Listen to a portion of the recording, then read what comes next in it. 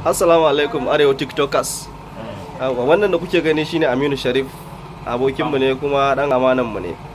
Yana da muryoyi akalla kala 15. Yanzu ma na takura shi ne akan sai ya mun kala 5 daga ciki. Shike ne, yanzu wata murya kan so karama. Yanzu dai ina so a mun muryan Abale. Okay. Bakare da rabbana ba wahala dare akwai matan a kawo mana idan waken mazaba.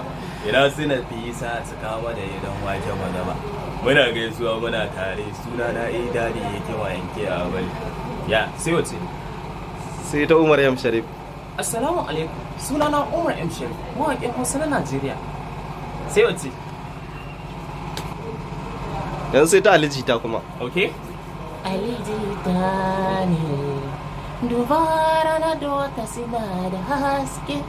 Duniya ta seke soyayyar mahar abada. To gashi. Yawwa, to yanzu kuma an dawo bangaren masu fassara. Wannan ba ma sai ka ce ga wacce kake bukata ba. Kowace za na iya maka.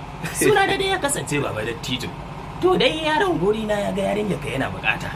Idan dai za ka yarda da wannan haɗi, to yana da kyau gaskiya. Kai, ni dai ba zan iya baka yata ba. Kuma sannan dana ya fi karfin yarka. Kuma ba da an kira ta ma a waya. To gaskiya ba su haka rago sai sun siya. To shi